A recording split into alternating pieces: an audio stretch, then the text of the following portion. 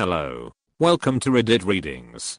Today we are on r/AskReddit and listening to some funny stories told by mechanics. Enjoy. Reddit Readings, episode 51. Mechanics of Reddit. What's the dumbest thing you've seen someone do to their vehicle? Had a customer once who had their oil light come on and couldn't figure out how to top the oil up. He thought it might have worked like his boat motor, so he poured a jug of oil in his fuel tank. Bad snow day. For whatever fuck reason we were open. Guy pulls up needing a flat repair. He pulled up in a way the car could be just pulled in. Co-worker goes to pull it in and can't stop. Slams into his box. Wasn't going fast enough to damage anything. Car had zero brakes. Say something to the customer. Oh, the foot brake? That hasn't worked in years. You have to use the handbrake. We inspect the vehicle and discover it doesn't even have brake calipers in the front. With the hoses clamped off and not an ounce of brake fluid in the master cylinder. And the most surprising part, they didn't want to get the brake repairs done. Not a car mechanic, but I knew a guy who used self-tapping screws to fasten a roof rack to his car. Worked as a car cleaner at a dealership one summer in high school. Guy towed in a relatively new, top-of-the-line Corvette he had bought there some time before I started. He was pissed that it had died on the road and been running like shit before that. Ranting and raving about he spent all this money and it only went X months/years before completely breaking down. One of my work buddies got it up on a lift and started looking it over. He opens the oil drain plug and nothing comes out. He pulls apart the engine and the oil could now be best described as glue. Owner talks to the guy and asks when the last time he changed the oil was.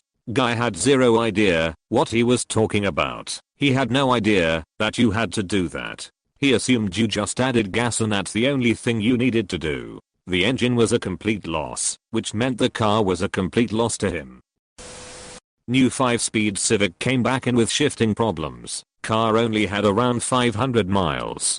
Dad was with the son, screaming lemon law. I start looking it over and notice the front tires had almost no tread and the rears were brand new. Pull the shield off the trans and clutch fibers and pieces start falling out. Call the father and son out there to look at it. That kid probably got fucked up when they got home, lol.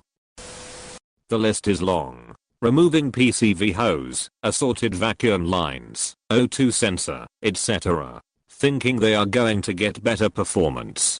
Cutting a wire under the dash to hook up a stereo. Then bringing the car to me to fix the tail lights. Pouring 3 quarts of oil in, but the dipstick still shows low because they put the oil in the radiator. Putting gasoline in a diesel truck, again. Not a mechanic, but former service writer. Woman comes in for an oil change. Some common minivan, nothing out of the ordinary. Walked by the van while it was up on the rack and noticed one of the tires was nearly bald in the middle, cords showing. Textbook overinflation. I checked the tire pressure, was well overinflated. Then looked around the vehicle, 2 more tires were in exactly the same state, overinflated and showing damage from it. The 4th was a bit underinflated, no glaringly obvious tread wear. Pointed it out to the customer when she came back, asked if there's any reason 3 tires would be overinflated. Long story short, she was occasionally seeing a low tire light on the dash, no indication of which tire, just low tire, told her husband, and he just aired up all 4 tires. Happened again, fixed the same way, rinse and repeat. So over time they kept the tire with the leak going, but managed to ruin the other 3. Buy a tire pressure gauge if your car doesn't give you tire pressure readings of individual tires.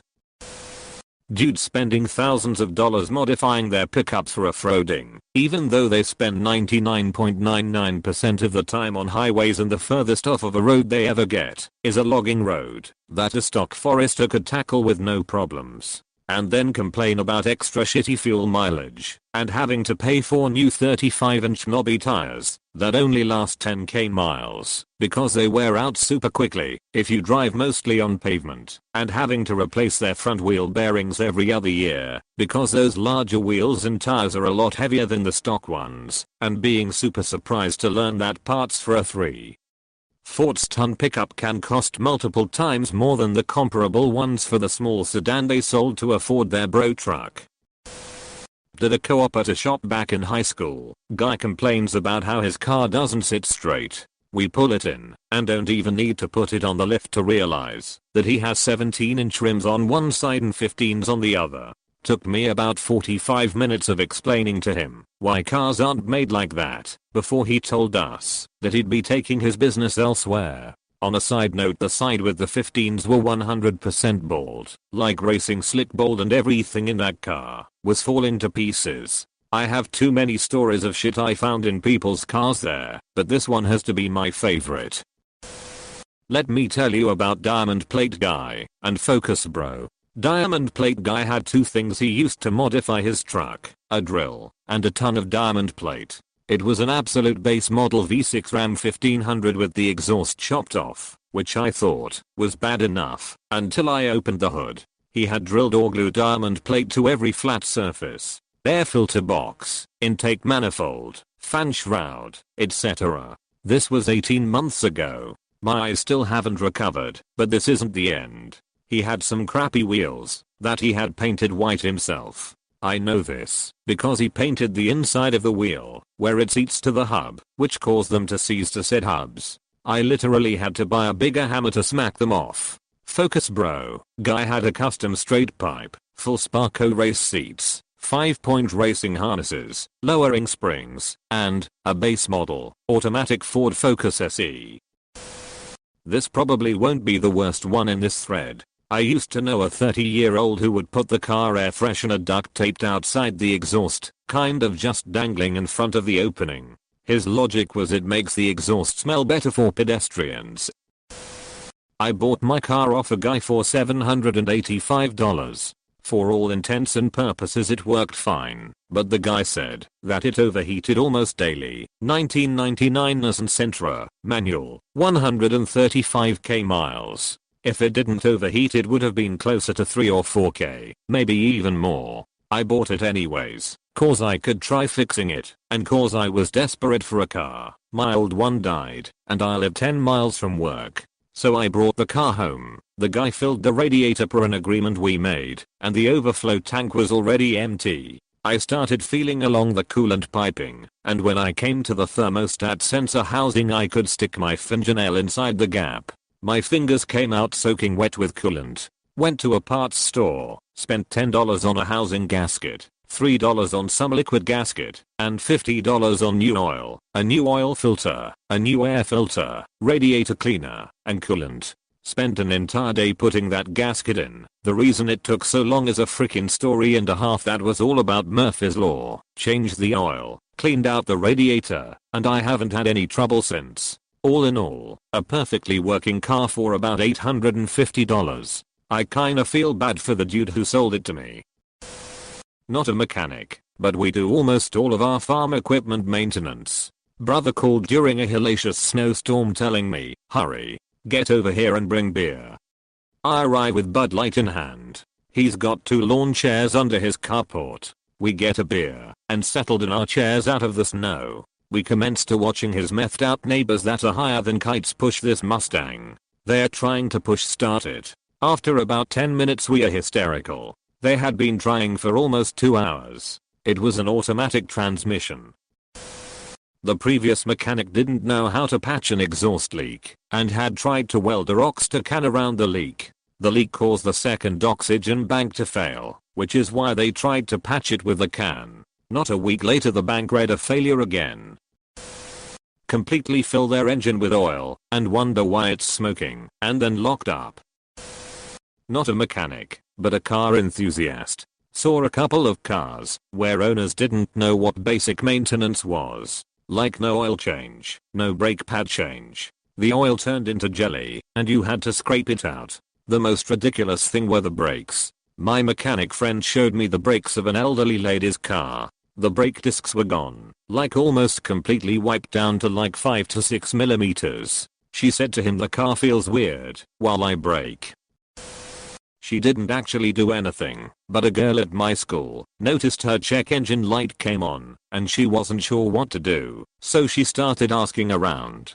Teacher told her to take it to a mechanic and have them look at the engine. She goes, okay, where's the engine? Without missing a beat, teacher responds, "That compartment in front of the passenger seat that opens up. Glove compartment." Really? The whole thing ended with a class trip outside to her car where the teacher opened the hood to show her the engine. She asks which thing in there is the engine. My poor teacher used to work on classic cars, and I'm very sure he wanted to die. Oh, finally a chance to tell my story. I'll keep it short. Guy comes in with a Kia Soul for an oil change. Mentions when he tries to pass people on the highway the engine bogs down. Doesn't want to pay for diagnostic. So I just say we'll see if the visual check included in the oil change brings anything up. This guy put some aftermarket turbo kit in that was just a big fan attached to his throttle body. When he was at watt it would close the circuit and the fan would blast air into his engine, only he wired it backwards. The fan would turn on, spin the wrong way and the engine would starve for air. When I was in high school in Belgium, all the cool kids rode mopeds, since it's the only motorized vehicle we are allowed to drive under 18. This one kid got a brand new Honda before the start of winter. Took it completely apart in order to clean it and put it back together. He completely degreased it and it rusted and failed within weeks. I worked at a Chevy dealer and now work at a Jaguar/Land Rover dealer. I'm not surprised at people's stupidity anymore. More than once I've seen people add oil to the coolant reservoir. I've seen the inside of motor where the customer never changed the oil since it was new and the car had 50xxx miles on it. The dumbest thing I see every day is people come in with broke suspension parts, bald tires and no brakes. They don't buy any of it and just want the oil change and insist we are trying to rip them off. But the same person will come in raising hell over a small safety recall and refuse to leave until it's done because the car is unsafe. I had a guy bring his motor swapped late 80s F150 in for some transmission work. These came factory with either a 300/6, 351 V8, or 460 V8. He put a 2.3 liter carbureted 4-cylinder out of an old Ranger in it. The reasoning behind the swap was that it'd improve fuel mileage at the cost of some speed. The thing could barely move under its own power. If you floored it, it would top out at about 55 miles per hour, wide open, and take a good minute or two to get there. My old mechanic had a guy come in with a Ford probe. He claimed it was low on oil. They take the dipstick out, and the whole stick has oil on it. He checks again with the same result. The guy took the oil cap off, and looked down into the hole, and said see it is low. He had put 3 to 4 cases of oil in the motor, trying to fill the entire block up. Thank you for listening to Reddit Readings. If you enjoyed this episode, consider subscribing and leaving a rating.